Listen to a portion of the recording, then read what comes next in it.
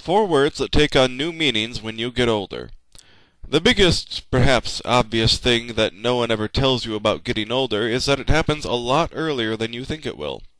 It sneaks right up on you. And as much as you'd like to think that you'll handle it efficiently, gracefully, and with some level of dignity, like a gentleman ninja, the reality is you'll spend a few years awkwardly stumbling around like an embarrassing baby deer learning how to walk for the first time. Except also the deer has a lot of knee pain from an old basketball injury. You will not be good at it, because it's a brand new life for you, and while there are a lot of really awesome things that go along with that life, there's also a terrible brand new vocabulary. Words and phrases that either didn't exist to you or had a completely different meaning when you were in your teens and early 20s. Here are some of the ones I've learned so far. Number 4. Cleanse. When you're in high school or college, a cleanse just sounds like a pretentious version of wash. You'd hear someone say, "I'm going to take a shower and cleanse myself," and you'd hate them. And you'd be right to. But cleanse has an additional meaning. One that most kids in their teens and early 20s have no reason to know. When I was a freshman in college, I did know the alternate meaning because, for a few months, to help pay for school, I worked as a telemarketer, selling an all-natural bowel cleanser over the phone. It was a kind of juice that you were supposed to drink every single day. The goal of the juice was to flush absolutely everything out of your system via your butt. It is not, my employers would have me stress to potential clients on the phone, a simple laxative.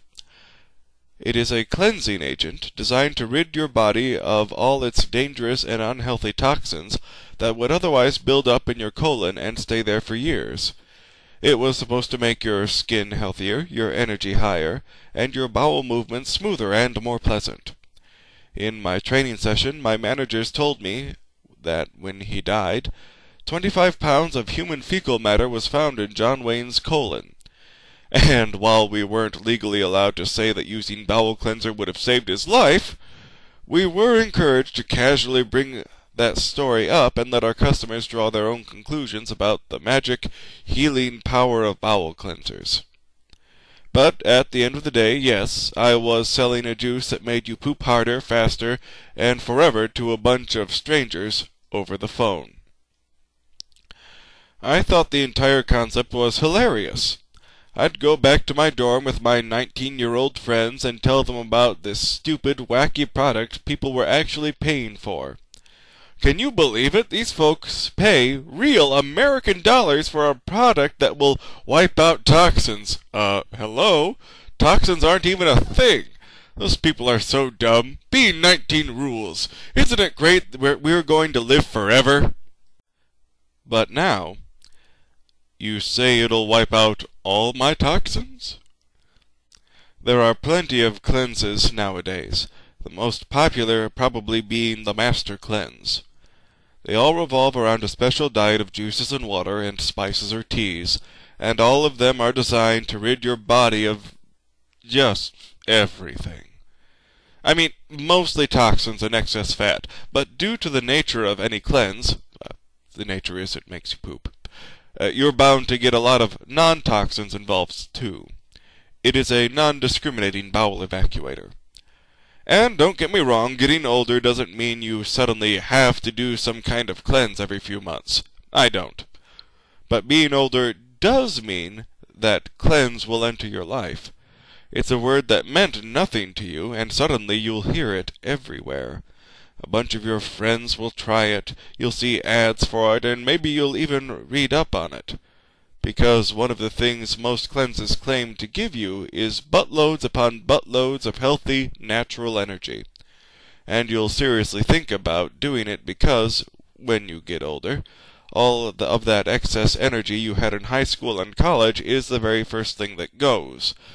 Precisely at the moment when you finally have enough money and intelligence to know what to do with energy. You suddenly won't have it anymore, and you'll do absolutely anything to get it back. Number 3. Sleep schedule. Back in college, a buddy of mine once stumbled into my dorm room and asked me if I wanted to see how many days in a row we could both stay awake. And even though it was the middle of the week, I said yes, because I was 18, and because coffee was a thing, and because I was 18. 18-year-olds are stupid. And we did. We stayed awake all night for the sake of staying awake, then went to class, ate food, watched movies, and played whichever Tony Hawk game was out when the band Goldfinger was really popular.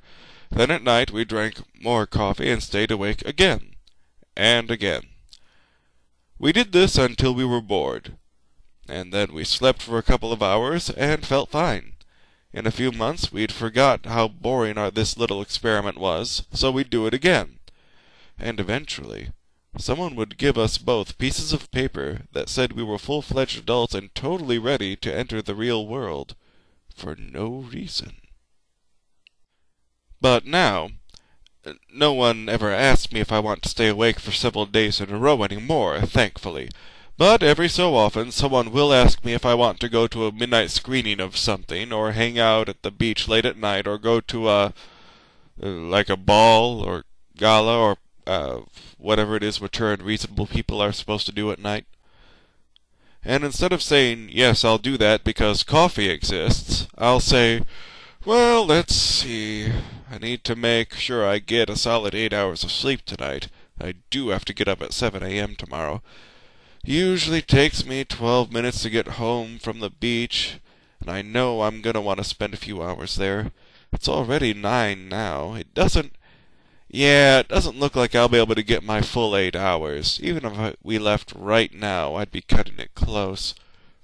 What I'm trying to say, other than try as hard as you can not to fall in love with the wild party animal and man about town that is Daniel O'Brien, women of the Internet, is that when you reach a certain age, the majority of your decision-making will revolve around maintaining your sleep schedule. Sure, you'll deviate once in a while. You'll stay up all night with friends. You'll drink too much. You'll only get 4 hours of sleep before work. It'll happen. But it's not like in college, where you can wake up after 2 hours of sleep, drink a Red Bull, and then be absolutely fine for the day, and in fact, the year. It's real life, where getting a few hours means you can physically prop your stupid body up in the cubicle, but still not quite be at work, mentally or emotionally speaking. You're a red-eyed, headache-ridden zombie typing 7 words a minute and waiting for the clock to strike 6 so you can go home and get the 8 freaking hours you desperately need. You don't prefer 8 hours. You don't choose it. You need it so you can function the next day. It just happens. You reach a point where your body says, that's enough. I've put up with everything you've done to me for 25 years without a word, and now I'm calling the shots. It's time for you to take care of me.